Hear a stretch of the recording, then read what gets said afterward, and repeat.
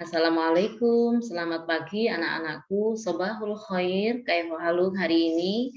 Alhamdulillah kita berjumpa kembali dengan pembelajaran akidah akhlak, yaitu materi akidah Islam pada pertemuan yang kedua, materi dasar-dasar hukum akidah Islam.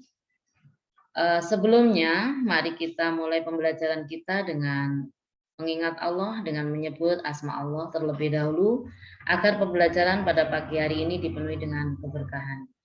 Bismillahirrahmanirrahim.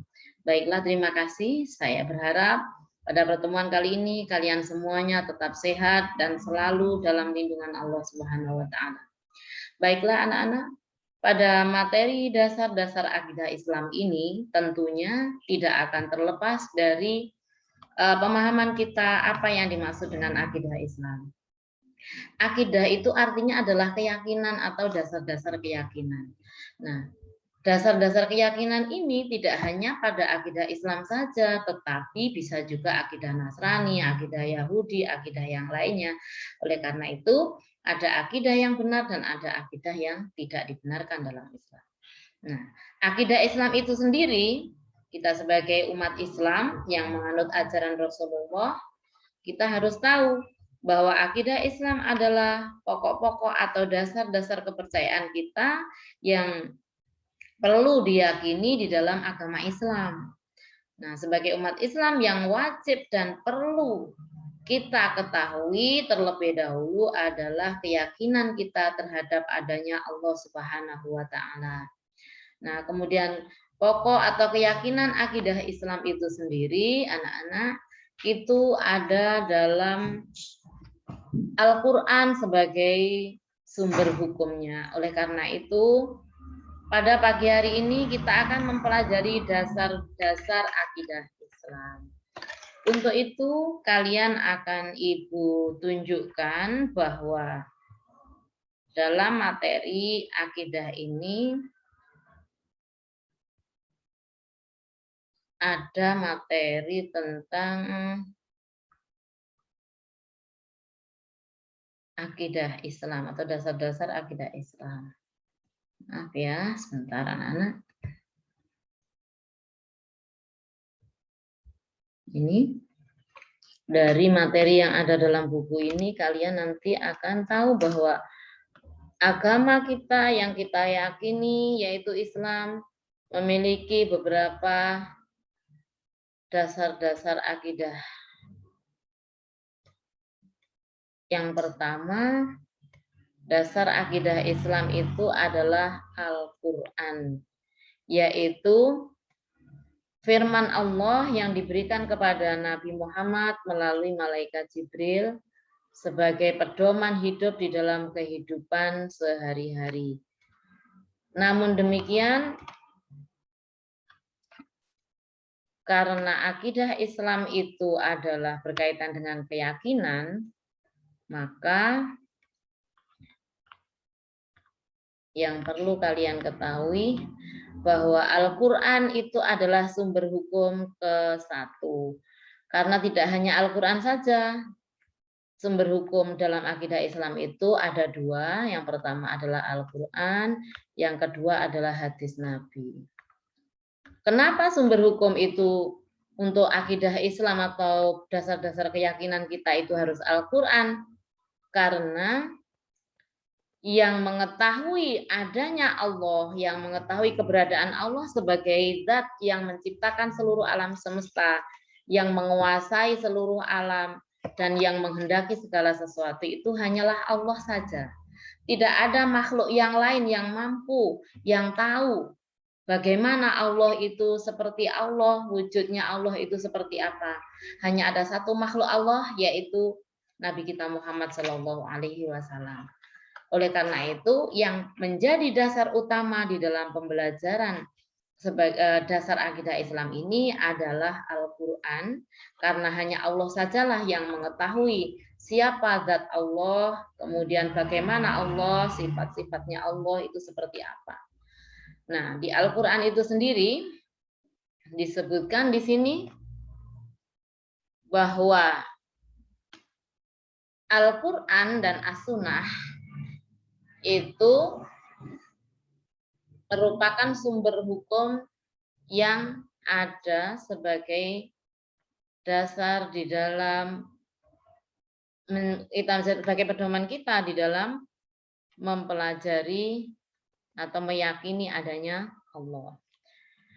Di Al-Quran sendiri disebutkan ada di surah ini disebutkan sabda Rasul ya. Taraktu fikum amroini ma in tamassakum bihima lan tadilu abadan kitaballahi wa sunnata rasulihi. Aku telah meninggalkan dua perkara, jika kamu berpegang teguh kepada keduanya, maka kamu tidak akan tersesat selama-lamanya, yaitu Al-Quran dan Sunnah Rasul. Maka apa yang ditunjukkan oleh Al-Quran dan Sunnah Rasul itu harus diimani dan diyakini. Dengan cara bagaimana? Mengamalkan, meyakini di dalam hati, mengamalkan dalam mengucapkan dengan lisan dan melaksanakannya dalam perbuatan. Baiklah anak-anak, untuk keyakinan kita terhadap adanya Allah, bahwa Allah itu seperti apa, itu kita harus punya pedoman. Nah, pedoman yang dari Al-Quran sendiri disebutkan bahwa Allah itu seperti apa, berapa jumlahnya, wujudnya seperti apa, itu diterangkan di dalam surah Al-Ikhlas ayat 1-4, anak-anak. Coba mari kita baca bersama ayat 1-4. A'udzu billahi minasyaitonir rajim. Bismillahirrahmanirrahim. Qul huwallahu ahadunillahus shamad. Lam yalid wa lam yulad wa lam yakul lahu kufuwan ahad. Baik. Qul huwallahu ahad, tidak ada Tuhan. Dialah Tuhan yang Maha Esa. Allahus Shomad, dan Allah adalah Tuhan dari segala sesuatu yang bergantung kepadanya. Kemudian lam yalid wa lam yulad, Tuhan kita yang Allah itu adalah tidak pernah lahir. Ya, lam yalid, Allah tidak beranak, tidak beranak. Walam yulad, dan tidak diberanakkan. Jadi enggak pernah melahirkan dan enggak pernah dilahirkan. Dan yang terakhir adalah walam yakul lahu kufuwan ahad, dan tidak ada sesuatu apapun yang setara dengan dia. Jadi makhluk Allah manapun tidak ada yang bisa menyamai dengan Allah, kebesarannya, keberadaannya. Nah, itu.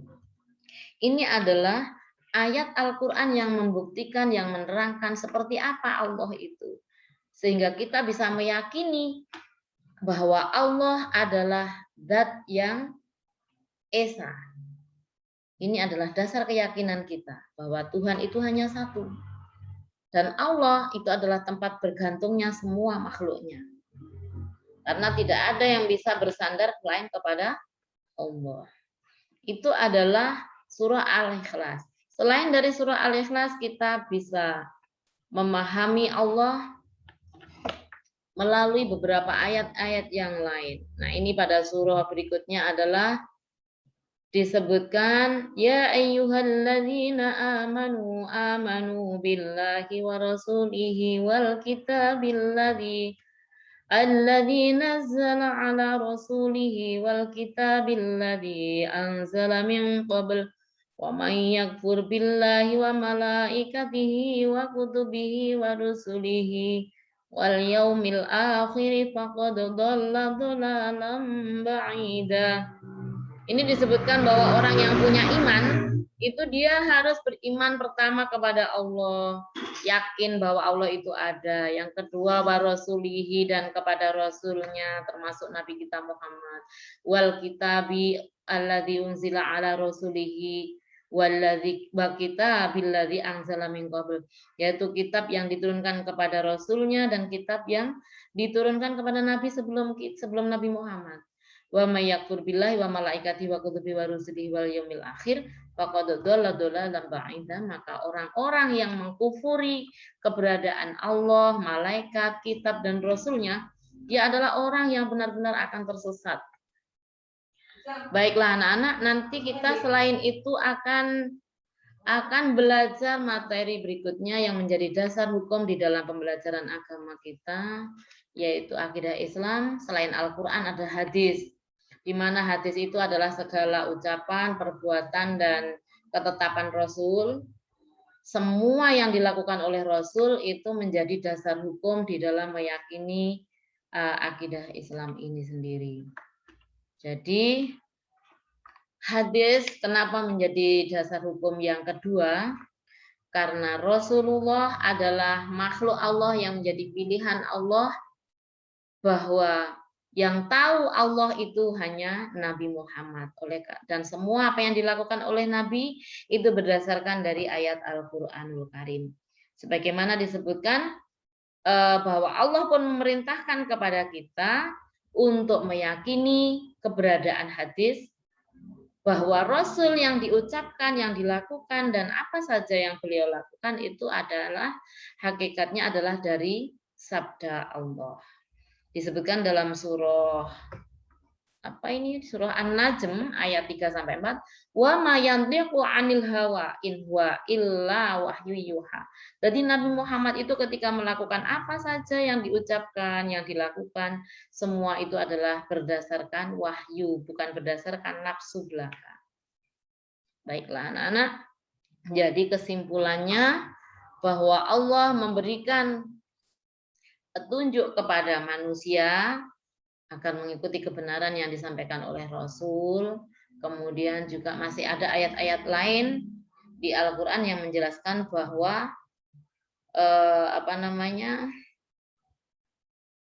menyebutkan bahwa Al-Quran itu masih bersifat global, sehingga untuk memahaminya kita bisa mengikuti petunjuk dari Rasul, sehingga hadis merupakan bukti ataupun pedoman yang bisa kita jadikan sumber hukum atau dasar-dasar dari akidah Islam itu sendiri. Kalau kita ingin memahami siapa Allah, zatnya Allah seperti apa, maka kita bisa membuka Al-Quran. Apabila Al-Quran kita tidak paham, maka kita bisa menggunakan hadis sebagai pedoman kita di dalam mengikuti, meyakini dari adanya Allah atau keberadaan Allah. Baiklah anak-anak, pada pertemuan pada pagi hari ini saya cukupkan sekian. Semoga pertemuan pada pagi hari ini memberikan keberkahan pada kehidupan saya dan juga kehidupan kalian, bisa menambah keyakinan kita akan keberadaan Allah dengan mempelajari akidah Islam. Terima kasih atas perhatian. Untuk tugas kalian pada pertemuan kali ini nanti akan melalui WhatsApp, kalian bisa melakukan merangkum dari materi yang saya sajikan. Apabila ada pertanyaan juga kalian bisa langsung chat Ibu di WhatsApp yang telah ada di dalam grup madrasah kita. Terima kasih, sehat selalu anak-anakku. Assalamualaikum warahmatullahi wabarakatuh.